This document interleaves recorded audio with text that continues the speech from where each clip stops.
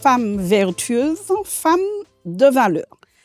Nous allons partager ce matin un nouveau parcours de vie inspirant, j'en suis convaincue, avec notre invitée Betty Fidoli. Betty, bonjour. Bonjour, Nadine. Et bienvenue. Merci beaucoup. C'est un plaisir. D'accord. Betty, notre question habituelle, tu n'y échapperas pas. Qui étais-tu, petite fille? Après, comme tu es encore très jeune, tu n'auras pas beaucoup d'efforts à faire. Ouf, oui. Alors, petite fille, tranquille, réservée, je dirais pas timide, réservée. J'étais la plus petite des groupes d'enfants que je fréquentais. Donc, en général, on n'emmène pas la plus petite. Donc, j'étais dans mon petit coin. Je me suis toujours organisée. Peut-être un peu seule, mais très bien. Je me sentais bien là où j'étais. Donc, j'ai grandi comme ça. Ma maman me disait j'étais toujours sage, assise dans mon petit coin. Et je m'organisais. Voilà. Tu as des frères et sœurs? J'ai un frère. Et mon frère, effectivement, très dynamique. Donc, moi, j'ai pris l'autre partie, très posée, douce, dans son coin, et qui observe. D'accord. Et quelles valeurs t'ont accompagnée dans ce foyer? Alors, justement, je me suis retrouvée à être la petite main qui vient, qui aide, qui fait. Et donc, très vite, je me suis habituée à faire comme les grands. Très jeune, je me rappelle, on a commencé, il y avait la construction de l'église. Je transportais les seaux, je faisais les bénisseries avec mon papa. Ma maman faisait école du sabbat, j'étais à l'école du sabbat. Je m'occupais aussi école du sabbat des petits. Donc, très tôt, je suis rentrée dans cette dynamique et, du travail pour Dieu, travail. Et je me sentais bien. D'accord. Et cette petite fille rêvait de quoi? Elle a grandi, effectivement, mais tu étais motivée par quoi? Est-ce que tu avais déjà un parcours dessiné dans ta tête, ce que tu ferais plus tard? Alors, au départ, mon rêve, c'était d'être institutrice. Mais après, je crois que Dieu avait d'autres plans pour moi. Pendant longtemps, j'ai pensé à revenir vers ce rêve, mais finalement, Dieu m'a montré, écoute, j'ai plus grand pour toi. Et effectivement, je remercie Dieu parce qu'effectivement, il a eu plus grand. Et j'ai toujours ce côté vers les enfants. Ça a toujours été un plaisir. Et maintenant, je suis pas dans une petite classe, mais je vais partout là où il y a des enfants pour les encourager, les aider et leur donner un espoir. D'accord. Et dis-moi, dans ce choix de métier, certainement que tu te sens utile, partagé, mais est-ce que tu te sens chargé d'une autre mission auprès des enfants? Alors, la mission auprès des enfants, je trouve qu'elle est énorme. Ça fait des années que je la fais dans les écoles, dans l'église, pendant tout mon cursus. Je suis toujours restée un peu en contact avec les enfants, avec l'église. Elle est énorme parce que j'ai réalisé que de plus en plus les enfants recherchent d'amour, d'espoir et juste un peu d'attention, juste j'ai pensé à toi, tu as de la valeur. Dernièrement encore, j'ai rencontré des grands jeunes qui m'ont dit « Betty, je me rappelle quand on était tout petit à l'école, tu nous disais « j'ai de la valeur ». Ils m'ont ressenti les petites phrases. Et là, je me dis « Seigneur, merci pour cette petite goutte d'espoir que j'ai apportée dans le cœur d'un enfant ». Voilà. Betty, j'ai bien compris, tu es née dans une famille adventiste, mais comment et à quel moment Betty fait son expérience personnelle avec Dieu? C'est vrai qu'il y a la foi de maman, déjà il y a la foi de papa, il y a l'église qu'on a rencontrée, mais à quel moment tu as vraiment le sentiment de rencontrer intimement et personnellement ton Dieu? Alors, cette rencontre, je vais dire que je l'ai fait tout au long de ma vie.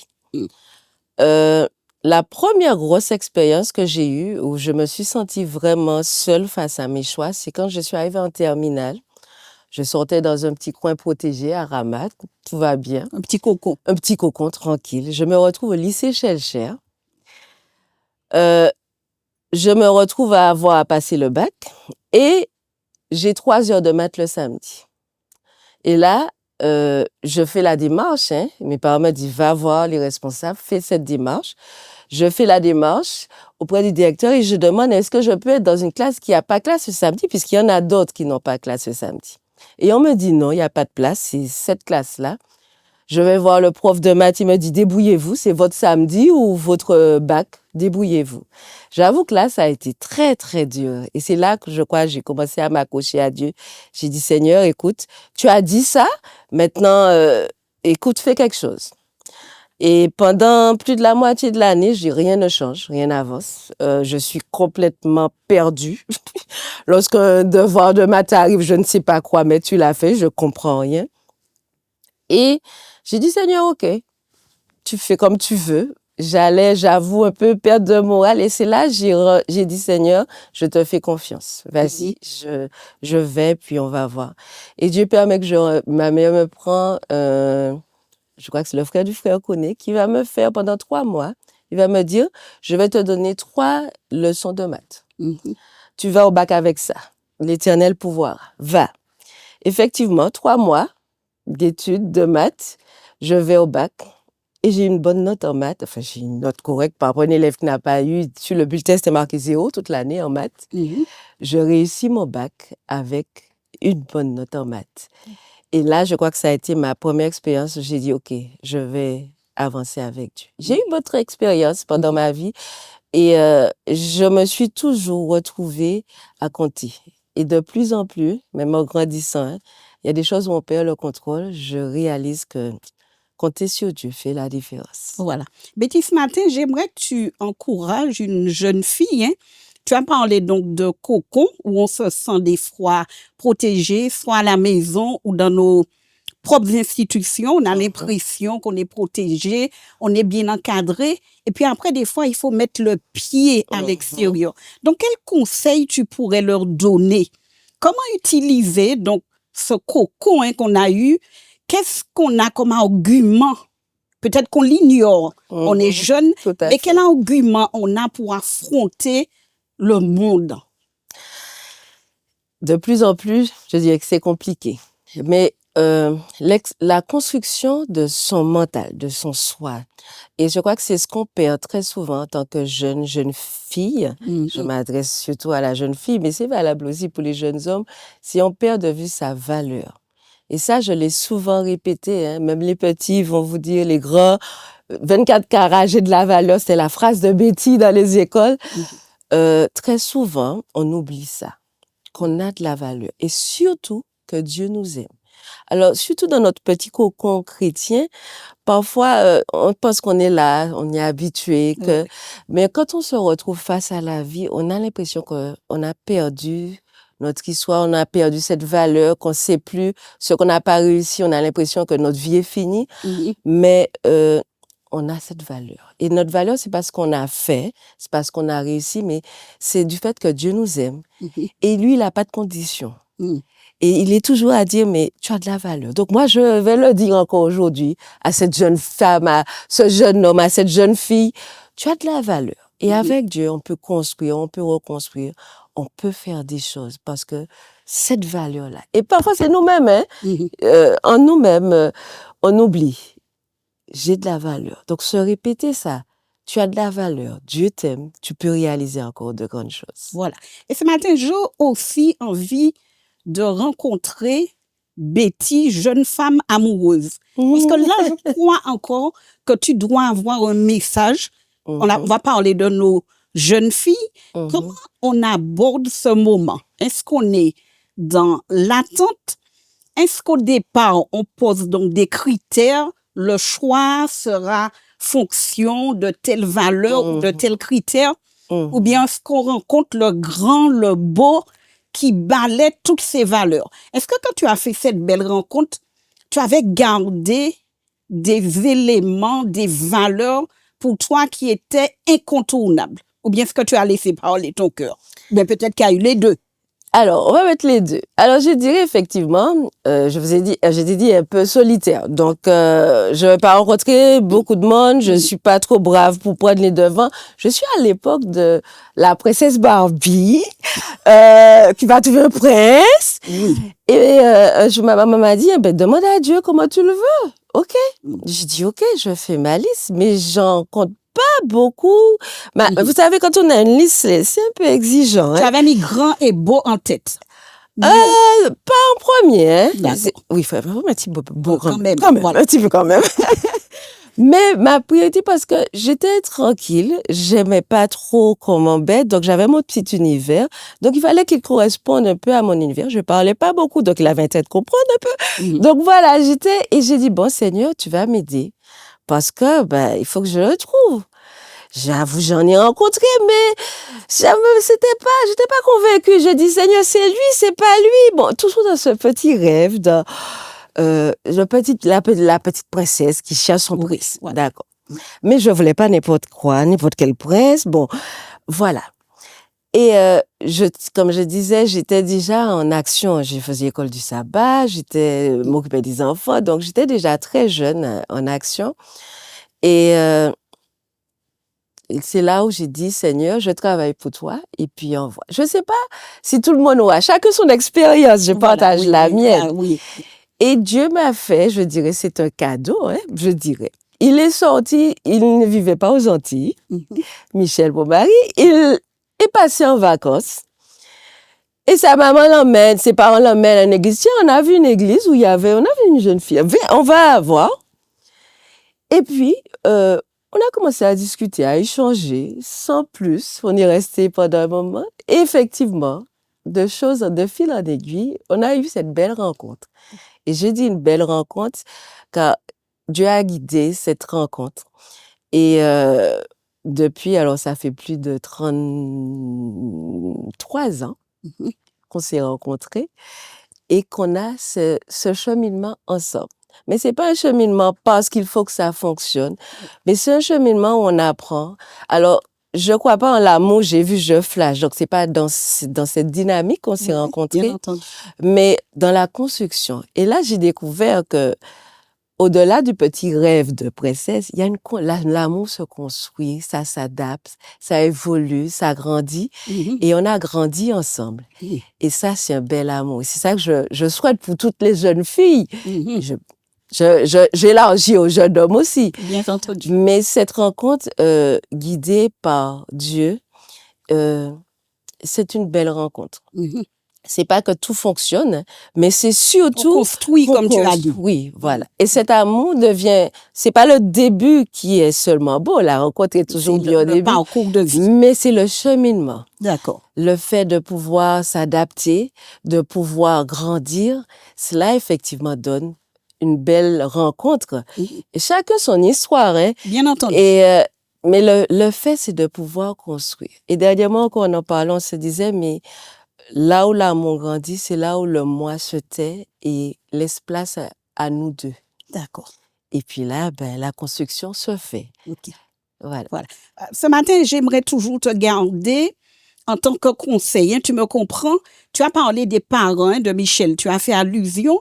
Quel est, à ton avis, le rôle des parents? C'est vrai que les parents ne vont pas imposer des choix, mais le conseil d'une maman, un avis, une perception, est-ce que tu dirais aujourd'hui aux jeunes filles que c'est aussi important?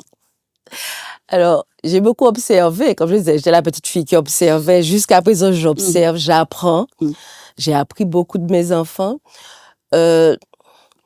Il y a des choses qui embêtent les mamans. Je suis maman, hein, et mère antillaise. Je suppose que les mères antillaises vont savoir de quoi je parle. Les enfants de mères antillaises vont savoir. On a le désir de garder, ce sont nos petits-enfants, de garder leur contrôle, qu'ils fassent un peu ce qu'on a rêvé pour eux, qu'ils restent dans la voie. J'ai appris que quand un jeune devient ado, devient jeune adulte, il est obligé de tout casser, tout déposer pour reconstruire avec ce qu'il a choisi, pour faire construire sa vie. Maintenant, en tant que parent, mon expérience personnelle, Dieu m'a dit, aime et laisse-moi gérer. Et en tant que maman, c'est parfois compliqué, hein? Mais j'ai appris cela et Dieu gère mieux que nous. En tant que jeune, le côté jeune, je dirais, je conseillerais à une jeune fille, mets et ça c'était mon verset, fais de Dieu tes délices. Mm. Je parle pas de l'Église, je parle de Dieu.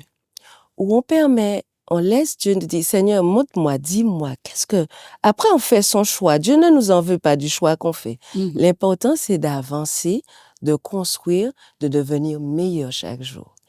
Et si maman me donne un conseil qui m'aide à devenir meilleur, en général, on n'est pas d'accord avec les conseils de maman quand on grandit. C'est normal. Ça, je dirais, c'est normal. Pas de culpabilité, mais se demander, est-ce que ça va m'aider à devenir meilleur ou est-ce que ça me tire vers le bas? C'est toujours se poser cette question. Est-ce que le choix que je fais aujourd'hui, ça a de bons résultats ou est-ce que c'est un résultat moins bon? Et comme ça, on construit et puis on arrive à de grandes choses. Et juste avant donc de prendre la pause, quel est le poids de l'exemple dans ce domaine? Ah, il est énorme. Et en tant que parent, on parle beaucoup. En tant que maman, je dirais, on parle beaucoup. Mais j'ai réalisé que c'est pas nos paroles qui vont faire la différence, mais notre exemple. Même quand l'enfant va faire son choix, il gardera en repère notre exemple. Vous aurez beau parler, mais qu'est-ce que tu as fait toi de ton vécu? C'est ce qui va revenir souvent. Et bien souvent, les enfants vont dire, OK, tu as été authentique, tu as au moins suivi ce que tu as dit. Parce qu'en fait, c'est ce que je fais qui va faire la différence. Voilà.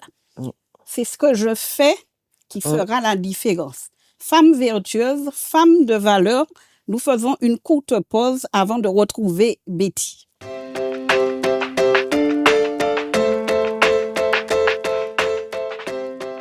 Femme vertueuse, femme de valeur. Ce matin, nous sommes donc avec Betty Fidoli qui nous partage un parcours de vie inspirant. J'en suis convaincue qui vous touchera et qui vous donnera aussi des billes pour vos propres familles.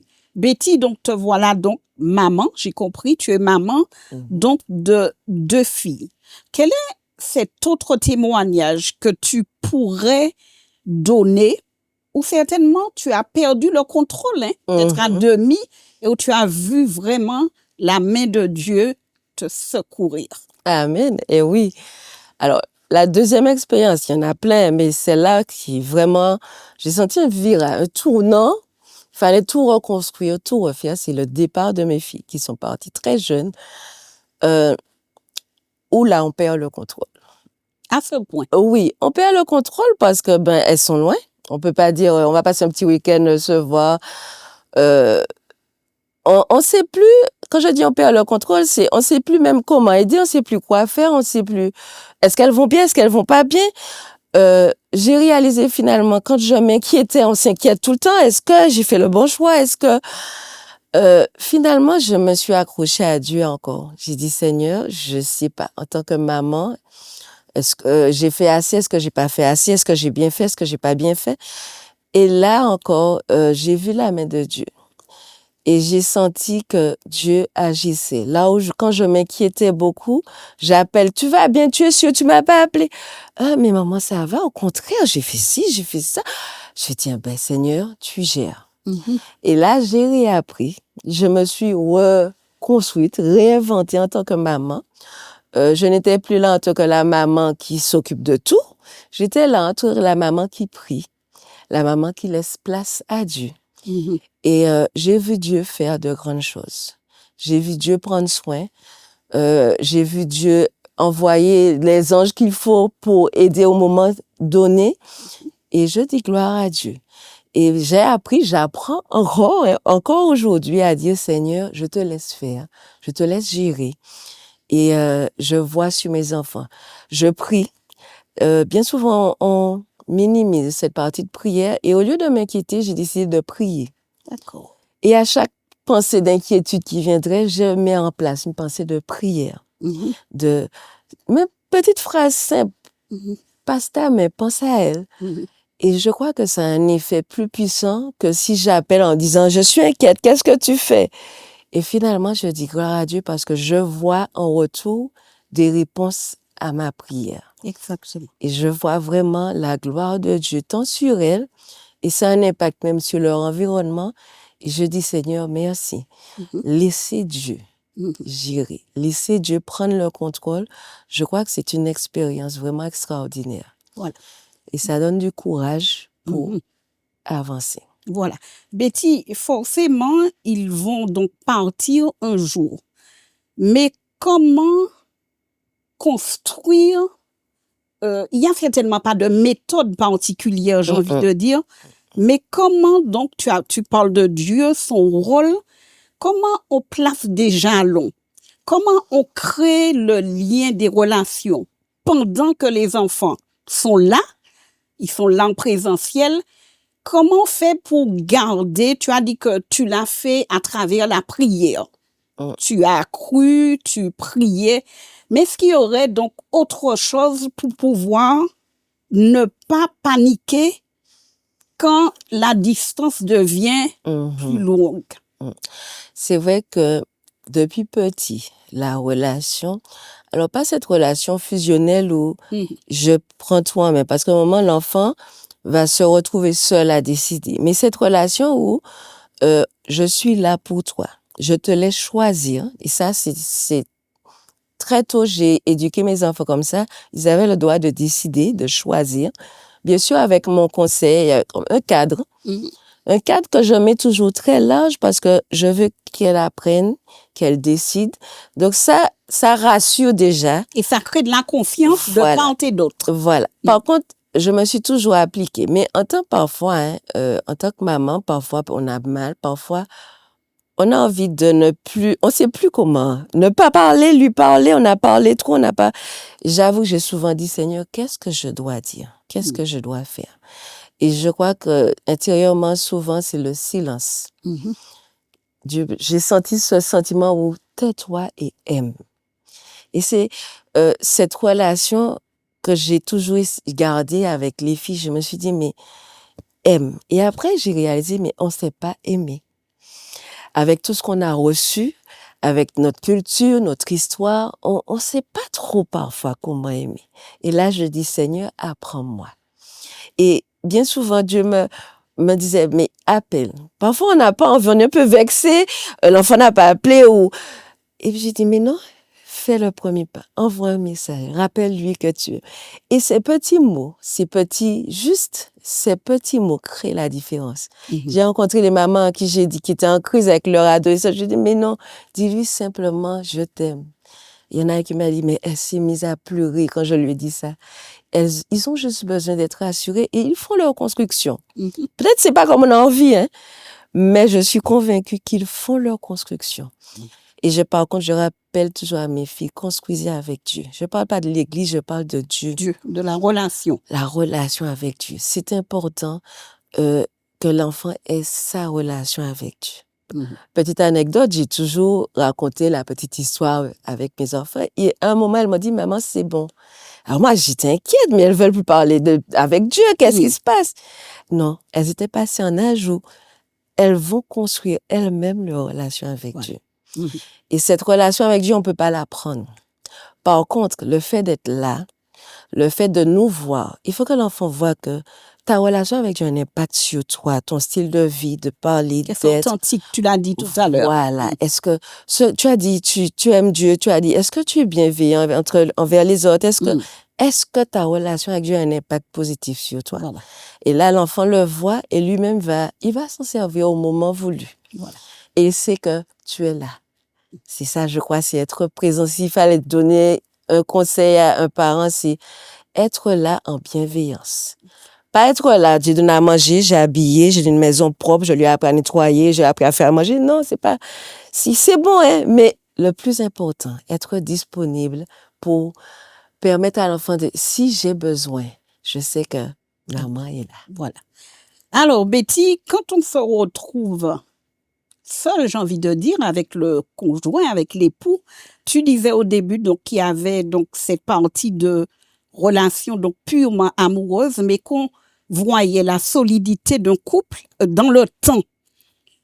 Il faut se retourner maintenant, on se retrouve, les enfants ne sont plus là, et on se retrouve tous deux finalement. Est-ce que là aussi c'est une étape où on réapprend, où on met à profit? Ça doit être difficile, je pense finalement, non? Rien n'est facile dans la vie. quand on veut quelque chose, il faut se battre pour. Alors, pas le battre, mais il faut se battre. Non. OK, d'accord. Il faut se battre pour. Se donner les moyens, on va dire. Voilà. Et mon nouveau leitmotiv, c'est rechercher la paix. Et c'est pas ma paix, c'est la paix à Dieu. Et en fait, on a été dans cette dynamique, Michel et moi, mais qu'est-ce qu'on peut trouver comme solution? Il y a un problème là, ok, qu'est-ce qu'on va mettre en place comme solution? C'est pas j'ai raison, tu as raison, nous sommes ensemble, il faut construire. Mais cette construction-là, ça prend du temps. Je vais pas dire ça, hein, c'est pas... Un claquement de doigts. Voilà.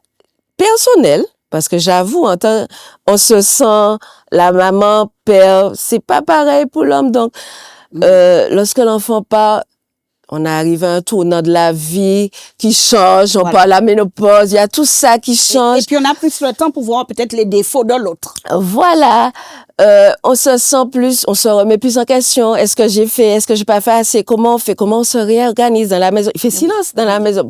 Qu'est-ce qu'on fait ensemble? Et là, effectivement, il faut se reconstruire.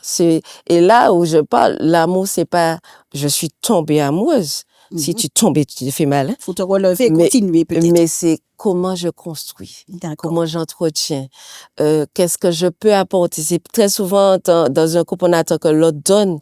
Je dis, mais non, mais pourquoi tu veux que ou bien on donne trop. On s'est remis à construire tout ça ensemble. Et puis s'adapter.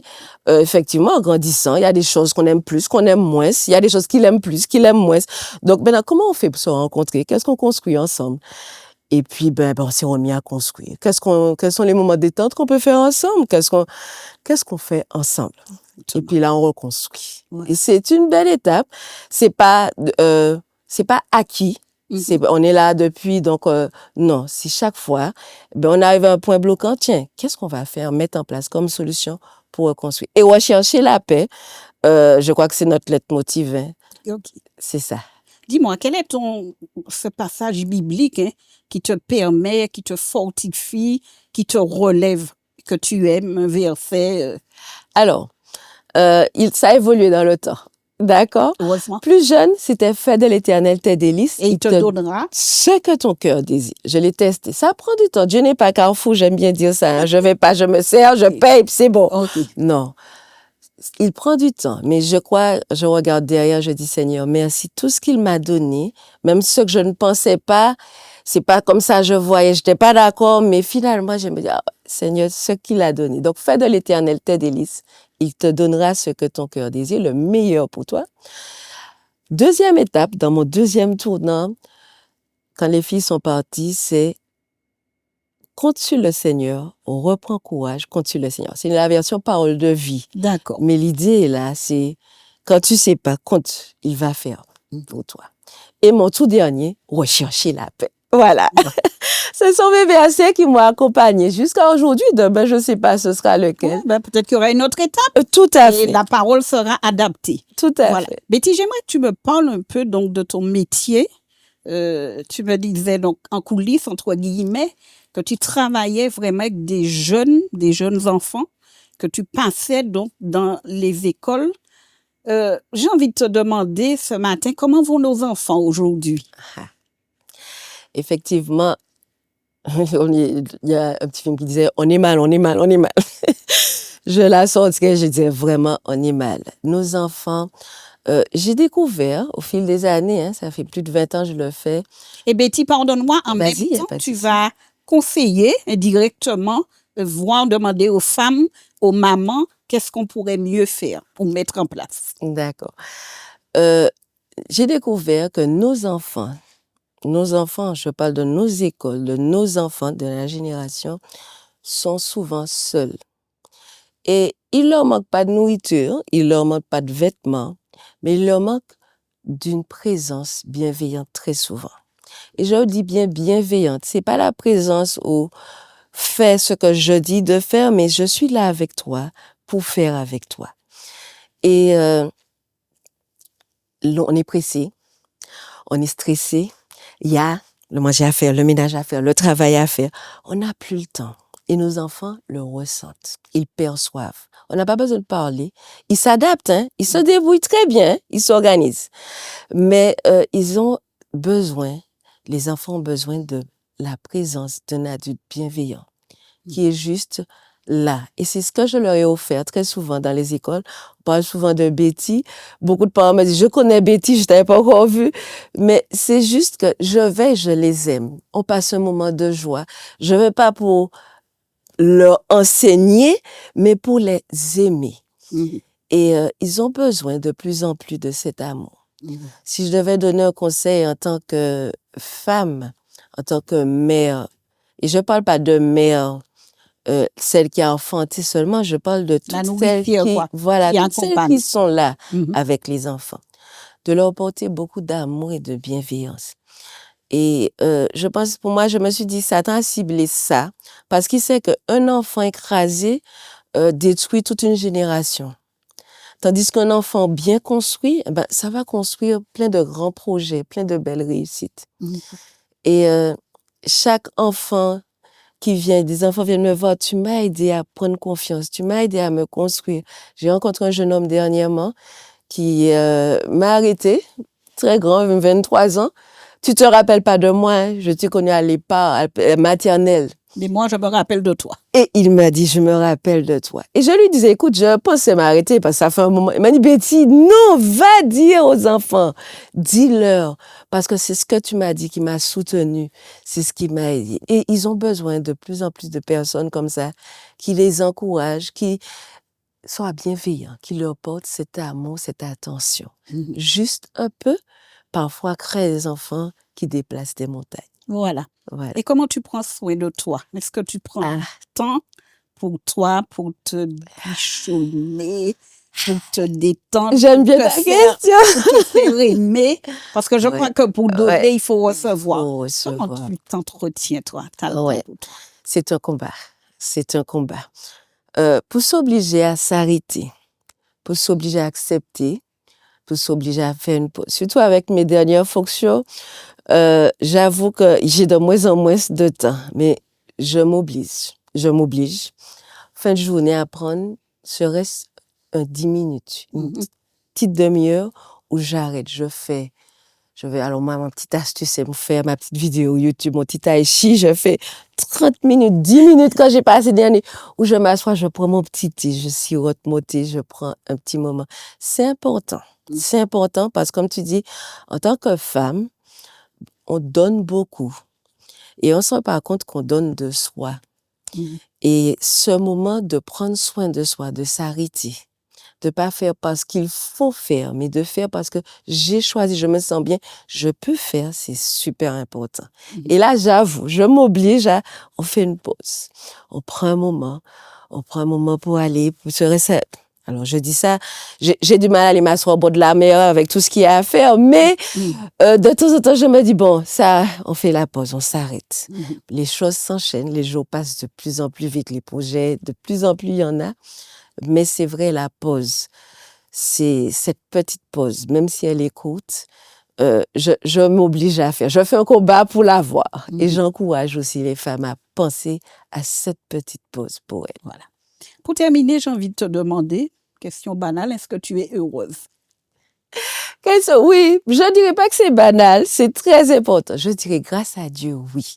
Et je dis grâce à Dieu parce que heureuse, c'est pas je suis heureuse, donc j'ai pas de soucis, je suis tranquille. Hilarité. Voilà, non. Mais mon esprit, voilà, c'est ça. Je me sens en paix avec moi, en paix avec mon passé. Et le plus important, c'est pas mon futur, mais c'est aujourd'hui, je me sens bien grâce à Dieu. Je me sens en paix.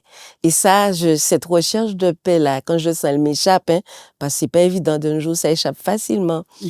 Je retrouve ce petit moment. Je dis, Seigneur, je suis pas du genre des longues prières, mais les petites, Seigneur, j'ai besoin de ta paix. J'ai besoin que ça se pose. Prendre cette respiration. C'est ces petites pauses-là aussi qui me rendent heureuse et qui me font du bien. Et ça m'aide à aller plus loin. Voilà. Elle a été heureuse ce matin. Elle a pris une pause pour partager avec nous un beau parcours de vie. Betty, merci d'être venue. Merci pour ce témoignage, j'ai envie de dire, constructif, ce témoignage. Amen. Où tu as parlé donc aux femmes, aux mamans, aux jeunes filles, je Mhm. n'oublierai pas. Et puis, tu as fait un clin d'œil aux enfants. Mhm. Femme vertueuse, femme de valeur, à très bientôt.